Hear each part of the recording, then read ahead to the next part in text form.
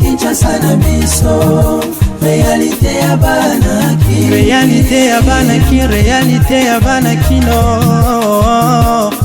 Conseil de ministres et Salamaki Mokula lobby vendredi 7 janvier 2022 Wapisa qui présidait na chef de l'État congolais Félix Antoine Tshisekedi Tshilombo, ministre de Postes et Télécommunications et Nouvelles Technologies de l'Information et de la Communication Augustin Kibasa Maliba azwami na Las Vegas na États-Unis d'Amérique pour participer na forum CS 2022. Ministre ya PTNTIC Augustin Kibasa Maliba alobaki liboso ya organisateur ya CS 2022 oyo ezosala na États-Unis d'Amérique. Soirée village francophone ya le 5 janvier, ministre ya PTNTIC Augustin Kibasa Maliba a invité pays francophones na RDC pour une grande rencontre similaire sima ya participation ya CSP Vivatech. Voilà un sujet auto développé na KNB News ya mokula lelo on azali na plaisir ya ko présenter les bino pe na souhaiter bino bolanti malamu. Mbote na bino nyonso bandeko balandi ya KNB News katande na lobaki ne bandeli. Bolanda conseil de ministre o esalamaki mokolo ya lobby vendredi 7 janvier 2022 pe ezalaki présidé na président de la République démocratique du Congo Félix Antoine Tshisekedi Tshilombo. Naomi Pila pour na détail. Président de la République démocratique du Congo, Félix Antoine Tshisekedi Tshilombo, a présidé qui vendredi 7 janvier 2021 réuni un conseil de ministres via vidéoconférence. Na communication na ye azongelaki notamment mission officielle o esalemaki na Grand Kasai bisika wapi akendaki ko palper du doigt ba réalité ya vie ya population ya espace ya Grand Kasai. Kolobela mission yango o effectuaki Félix Tshisekedi a indiqué que akutaki population na ba conditions de vie moko très difficile o ezali kotalisa que population bazali quasiment abandonnée na leur triste sort. Affirmaki que constat yango asali yango bisika nyonso atiaki makolo pendant séjour na ye na Grand Kasai.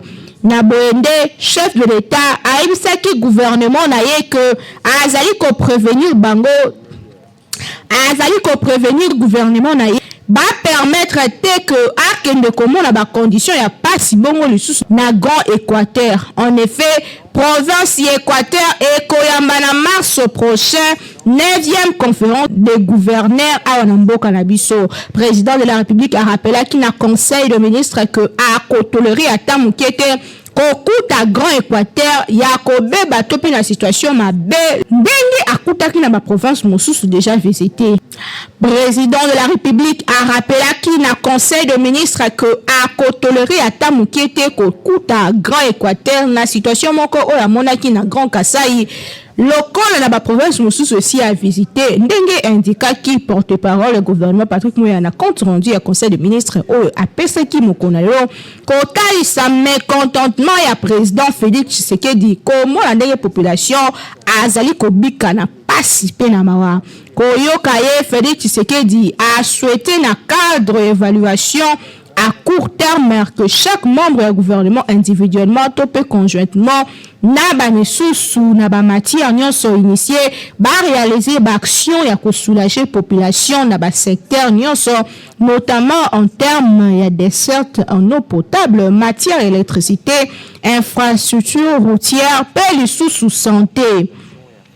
Selon porte-parole du gouvernement, chef de l'État congolais insista que azali ko sala attention particulièrement ko accorder na ba mission et ba inspection et ba projet auquel désormais ba membre ya cabinet na ye ba ko superviser. Na boye porte-parole du gouvernement atalisa que chef de l'État congolais insista qu'il n'a fait que a ko sala attention particulièrement mikolo oyo na ba projet ko za accorder na ba mission d'inspection auquel désormais akobana ko sangisa ba membre ya cabinet na ye sous la supervision ya premier ministre en collaboration na directeur de cabinet na ye.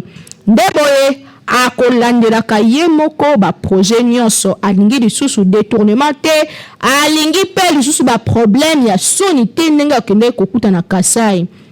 Rapport yango ekobana kosala objet ya débat pe discussion au cours ya ba conseil de ministres ordinaire topé extraordinaire. Donc projet nyonso esengeli balobango bayo kaka pe baye ba évolution na yango. Pour un rappel, lors ya récent tournée na la Grand Kasaï, président Félix Tshisekedi a eu occasion de échanger directement la population na boende ezalaki manière ya koyoka pasi ya population yomoko, notamment cas ya population ya Lodja ya Sankuru o ba dénonçaki faible salaire ya ba gens et l'état ya ba force de l'ordre o ezali ko permettre te moto à tenir même une semaine kasi yango ba pesaka yango tout un mois moto azali ko bika na pasi ya makasi debo e population ezali ko la chef de l'état a beti loboko na mesa lobi et seigneur le gouvernement na ye ekota na mosala pona kozwa solution na ba problème nyonso ya population. Kinshasa et l'équipe partout.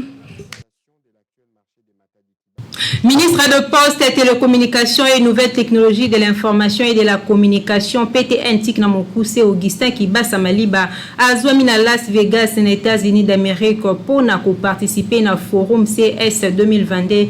Kasi forum yango ezanini, peu importance nango na numérique yambo cannabis ezanini. Ba réponse éditoriale na Jimmy Mukendi Chimanga. Consumer Electronic Show CS, ils ont l'événement technologique le plus influent dans le monde. Terrain d'essai, il y a la technologie de pointe, il y a l'innovation mondiale. Premier CS, et Salimaki à New York en juin 1967. Depuis lors, milliers de produits ils allaient annoncer lors du salon annuel. Il y a mingi ba transformer ba vie na biso. Ils allaient comprendre également programme Moko, il y a conférence et c'est que chef d'entreprise il y a monde.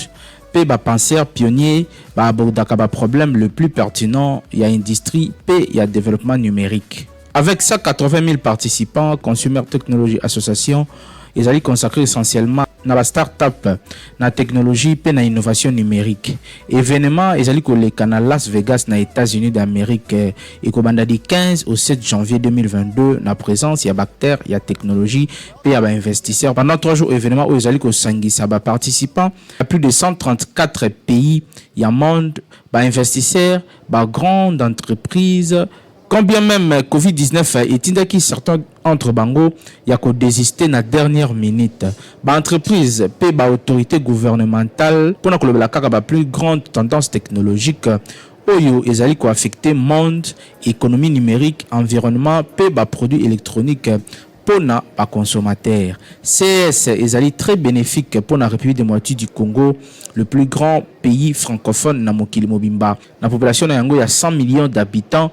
Qui représente le ministre Nayango, il y a la poste, télécommunication, puis nouvelles technologies de l'information et de la communication, Augustin Kibasa Maliba. Question, il y a que démontrer dynamisme, il y a écosystème technologie émergent, il y a investisseurs, il y a entreprises, il y a numérique, puis il y a internationaux, il y a booster croissance, puis réussite, il y a technologie congolaise. Participation à la République démocratique du Congo na événement oyo ezali occasion ya ko mobiliser pe ko échanger na ba professionnels expérimentés na domaine ya technologie ya ba entrepreneurs majeurs oyo ba uti na mokili mobimba. 3 raisons majeures et encourager qui République démocratique du Congo à saisir l'opportunité ya ko participer na grande réunion ya innovation pe ya technologie oyo. Ya liboso ezali application ya vision ya président de la République Félix Antoine Tshisekedi Tshilombo sur la rupture ya fracture numérique na République démocratique du Congo na horizon 2025. Ya mibale occasion pour la ministre ya PTNTIC pe na délégation ya ko expérimenter écosystème anglophone. Il y a USA où ils allaient répéter avancer dans le domaine il y a TIC pour une bonne adaptation puis application il y a une nouvelle loi sur télécommunication puis TIC selon les normes puis standards où ils allaient conseiller les massicos. 3 pour faire vivre quelques startups congolais expérience il y a Consumer Electronic Show enfin qu'on ait bango ba comme plus compétitif puis ba comme un niveau par rapport il y a concurrence où ils sont en Afrique et à travers le monde. Son Excellence, Monsieur le Président Félix Antoine Tshilombo, a souhaité que la République démocratique du Congo est un pays plus connecté et la plus performant dans l'économie numérique mondiale. Na bongonde, il s'agit que le pays Nabiso et mettre en place plan national du numérique horizon 2025 en septembre 2019. Participation Nabiso dans l'événement Oyo et PSI occasion de identifier les investisseurs et les partenaires qui travailler avec l'actuel gouvernement où ils ont dirigé à son excellence monsieur le premier ministre Jean-Michel Sama Lukonde Kenge pour matérialiser des projets liés à l'infrastructure numérique Fondation Oyo Zali ko fan de sa économie numérique Yambuka na biso. Loi numéro 20/017 le 25 novembre 2020 relative na ba télécommunication pe na ba technologie ya ba information pe ya communication ezali ko mema beaucoup de réformes pe ba innovation na écosystème technologie ya République démocratique du Congo et sika pe expérience ya CS 2022 na ba États-Unis Oyo ko contribuer ko pe sa vision claire na ba acteur ya République démocratique du Congo pour la mise en application effective pe rapide ya ba innovation pe ba réforme Oyo ezali ko comporter nouvelle loi yango. Ministre Bapetentik étant acteur majeur et exécutif national pour la mise en application de la nouvelle loi à Zalaki à la page, il y a une nouvelle tendance pour atteindre un objectif clair, il y a qu'on connecter et qu'on numériser la République démocratique du Congo, enfin qu'on produit effectivement ba riche pe ba richesse veut le président de la République Félix Antoine Tshisekedi Tshilombo pour le développement, il y a ba concitoyens à travers le développement numérique.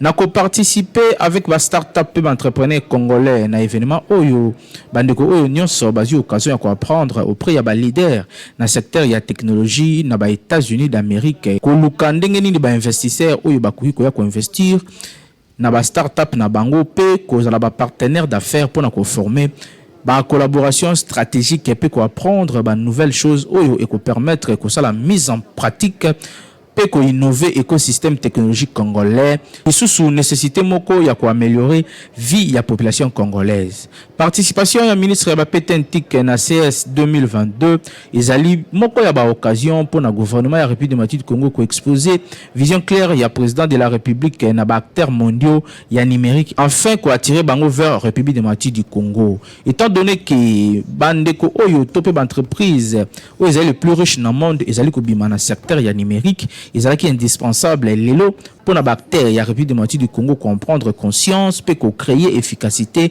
ya ba structure peut bactère oyo ba koki ko défendre valablement République démocratique du Congo à travers innovation na technologie de l'information et de la communication.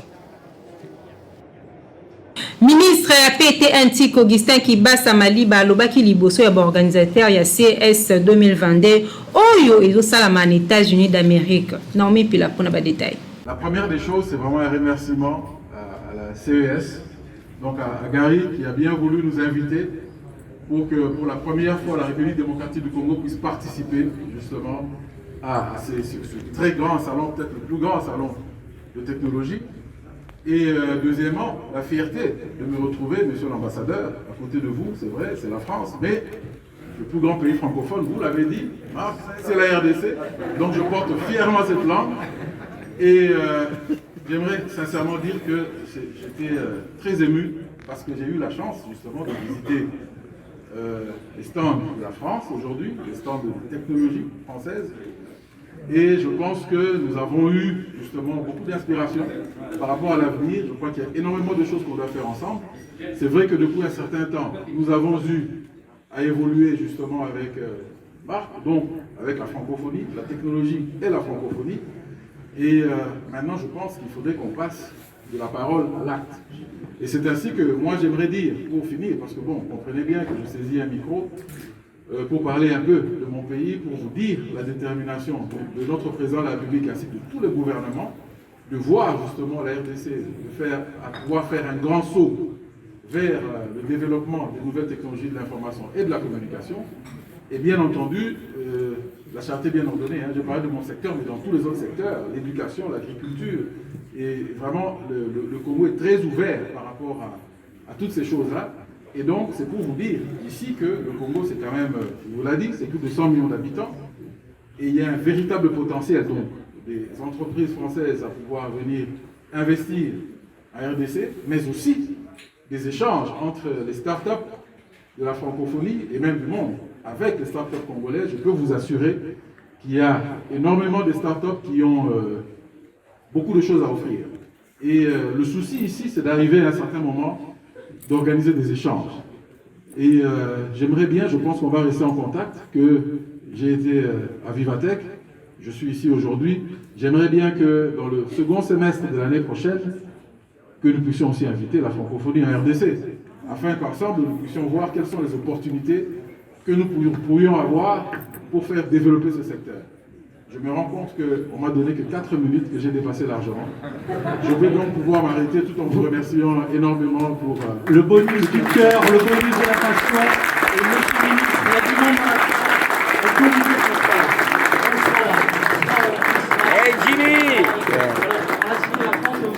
Soirée village francophone le 5 janvier, ministre PTNTIC Augustin Kibasa Maliba a invité le pays francophone dans la République démocratique du Congo pour une grande rencontre similaire. Si il y a participation à CSP Vivatech, non même puis là pour nos détails.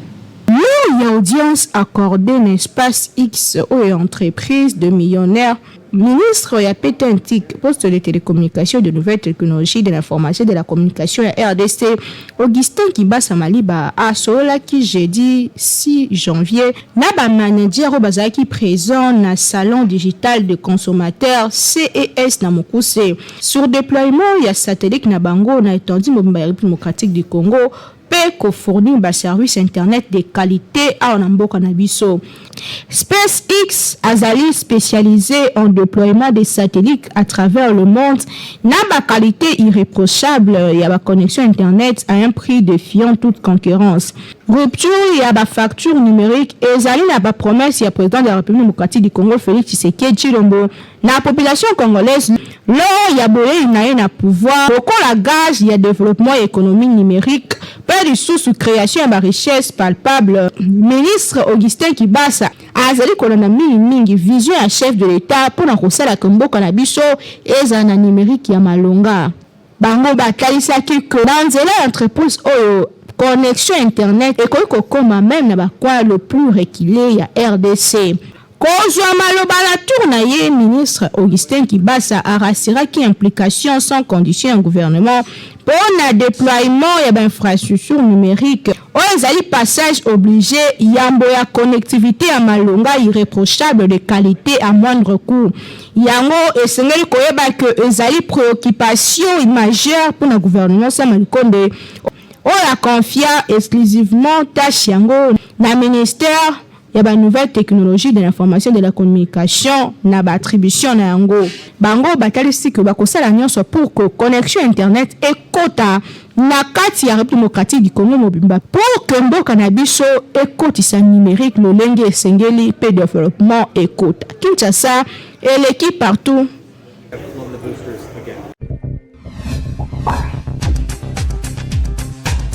Déjà, vous mettez nango ba produit au Beltesco à tina marché macaroni roni pe spaghetti roni yango ezelengi wapi pe ezote kama partout.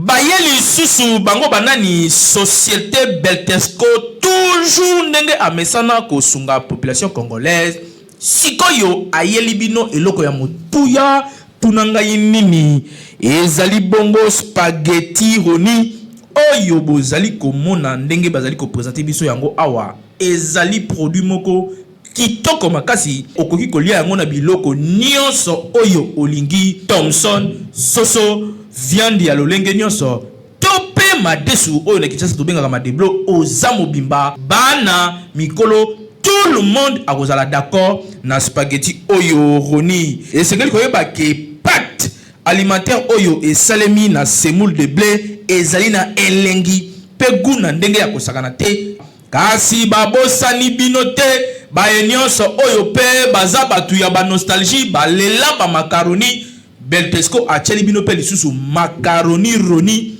yango pe lisusu ndenge moko gu ya ndenge ya kosakana te elamba makaka ndenge moko mwa ya muke ya moto etoki oche yango na kati quelques minutes après ebeli bana ya classe ba papa na tongo va bakende musala yo pe mama soko ngo kende marché okoki ko beta yango repas moko ya 5 minutes et sangisi libota mobimba pe bozali calé na journée bokoya ko lia kaka na pokwa vérifier toujours logo ya Beltesco tango ozali kosomba po ba mwifi na Kinshasa bazali ebele po yango nde ezali ba produit ya qualité supérieure oyo Beltesco a chelibino na marché to offrir bino produit kitoko o babengi spaghetti roni ezali pâte alimentaire à la semoule de blé.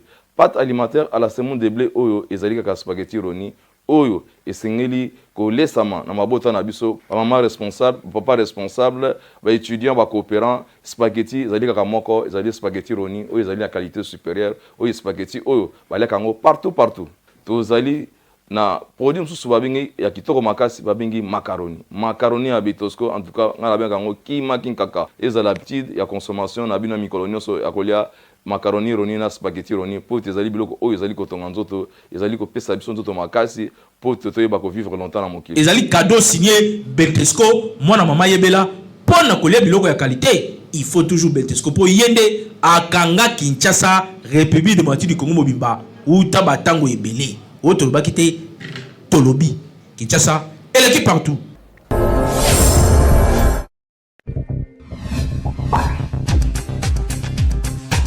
Première chaîne d'actualité, on continue Kasina Lingala, KNB News, à télémino déjà l'émission na bino bolinga kaming na YouTube, Kindoki politique avec Naomi Mpila, Pebi Tambola Tambola, l'émission et celle la qui congolais nyo soyeba nini zo leka na mboka na ekasi bobo sanate, ko s'abonner po ande bozo ka bilinga ngeli.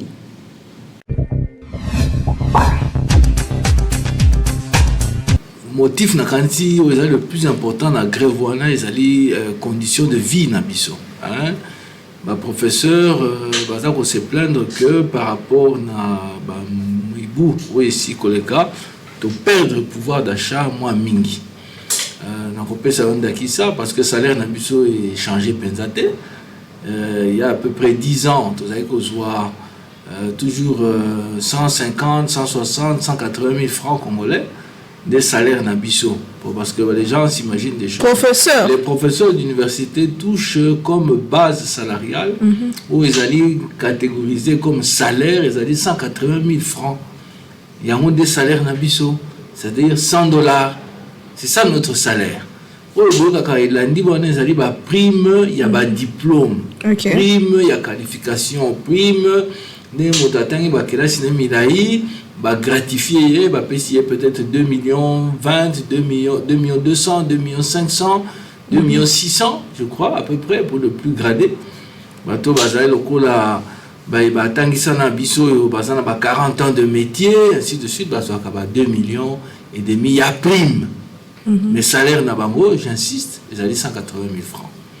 Donc, c'est pour vous dire que ça, ma condition de vie, mon ils allaient acceptable. Hein, et puis, tout ça, qu'on déplorait personnellement, de façon, tout ça traité. Hein, depuis 2-3 ans, nous sommes traités avec un très grand mépris quand même. Hein. Tant qu'on induire mon conseil en erreur, dans ma dossier, moi, mingi était ma professeur, et puis, résultat, dans moi, ils étaient bana, tout ça, ko bokola, ko kabola, na bango, maïel, côté à bango pour être lobby ba kitana biso bazali kubungisa botosi na di memia epa na biso, ça signifie qu'il y a un problème. Le respect se perd, madame, hein. Les lois sont ok na ba université mususu lokola neti ya biso okomona ke ba ike kat na ba na classe ba la so na respect epa na ba professeur te. Pourquoi? Parce que conditions où tous autres travailler na ngo ezali indigne ya ba université. Ministre, ça y est, promesse, mais comme vous dites, ce sont quoi? Des promesses. Les alliés réalité. Et nous ne sommes pas là pour faire, je dirais, l'apologie de comportements répréhensibles ou inciviques, mais il faut bien constater que moi, violence, les alliés, quand il y a un rapport, on a biso, bonne volonté, la bonne volonté ne suffit pas. Ce que je vous dis là, ça date de plusieurs années. Salaire wana, les salaires qui sont causés on a parité, les salaires qui n'ont 2012, 2013, les salaires qui peut-être 2000. Ça correspondait peut-être à l'équivalent. Je dis bien les primes, hein, où l'ensemble de l'enveloppe de rémunération pouvait approcher $2000. Mais les lots, ils allaient 1000, 1500, peut-être un peu moins. Ça dépend de la condition yo yebi ngai pena yebi oyo monnaie na biso et comme il est là, c'est-à-dire le franc congolais que vous avez entre vos mains aujourd'hui n'a pas le même pouvoir d'achat que le franc congolais que vous aviez il y a 10 ans. Et donc makamboana tout ça qu'on a été gouvernement, et c'est pas seulement celui-ci, mais quand on dit gouvernement c'est d'une manière générale parce que l'État est là au Koba. L'État est au Koba, on ne regarde pas qui est là aujourd'hui, qui était là hier, non. pour moutako opesa biso lokola ya noter que non ngana komika kasiko non c'est pas une réponse qui fait partie des conditions où bato bako négocier nango. Donc il y a un ba syndicaliste bazo qui décision là. En tout cas, les conditions de vie aujourd'hui ne sont pas acceptables. Elles ne sont pas acceptables. Bon, na coupé ça sous raison sous ces alliés était gouvernement ça qui ba engagement, ça qui ba promesse, mais tout le monde était Mobu et qui est sili depuis exécution dans nos alliés. Moni biloko monsieur Zali qui promis que non surtout comme le mois de novembre to total les autres en janvier aux hommes et puis ceux qui négociation et kozala il faut ça à condition moko les deux parties n'est-ce pas baza ko exprimer peu rapport de force n'est-ce pas. Si nous sommes d'accord sur le rapport de force, on peut avoir une saine négociation. Okay. Mais autres ont un rapport de force, il n'y aura pas de véritable négociation, ça sera un poker menteur.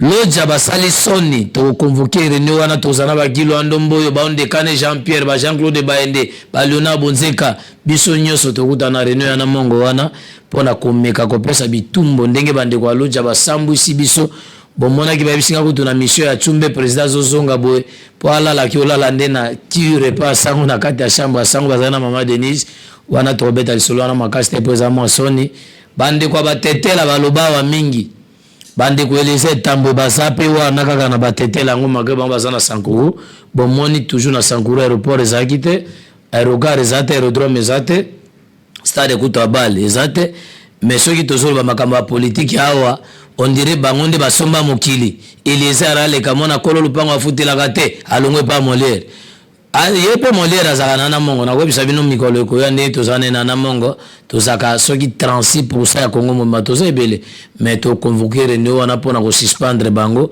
ko pesa ba carte rouge net bina ba ve Adolphe Nosumba ba vena nga mende soso kanga soso makanga mobali soso mobali alela katango nyoso na samba wana po biso na kimongo mendo malangelingelo ba soso alela ka chaque 5 heures ou bien 2 heures mais mende basali soni omoni nzambe azaka na makanisi na ye bakulutu mende na bashalo koto bamona kindenge bauti komandie na Mobutu na musée na babiloko ba RCDN po Onosumba azaka na guerre na rébellion RCDN banani ba Charles Koto ba Mendo Malanga ayeti na Joseph Kabila le fait que bamoni que Kabila vomir bango asanzi bango ndenge babanda ko système bango Joseph Kabila zamaele amoni que soko ba marché kana ba flatter wana moi bon on est à pension ndinga zali retraité wana parce que azana na fonction de sénateur en vie moi bon on est bana ba junior ba ko lia na ba sifa bango ba yaka na masolo songi ba ko sakaye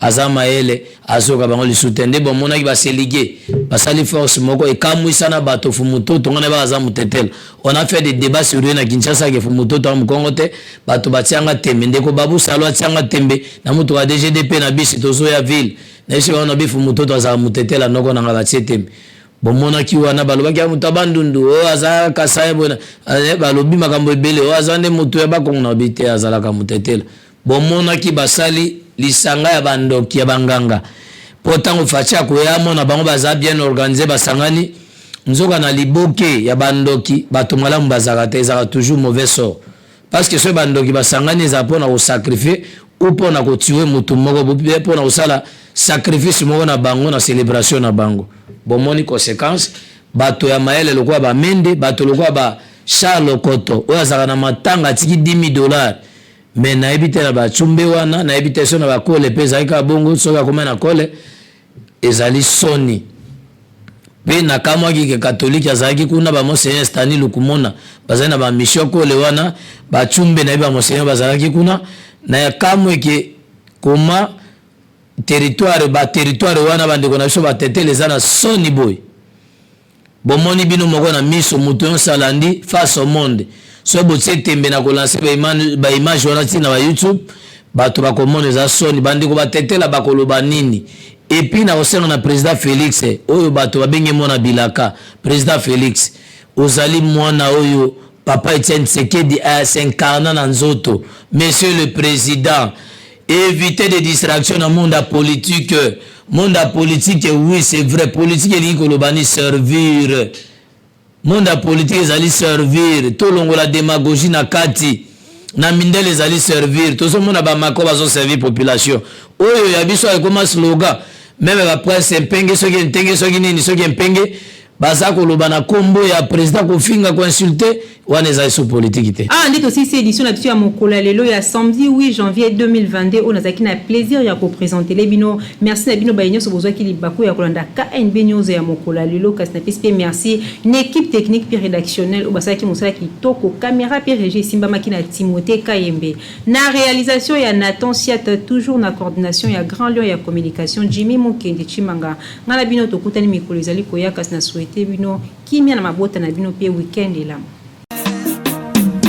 Magazino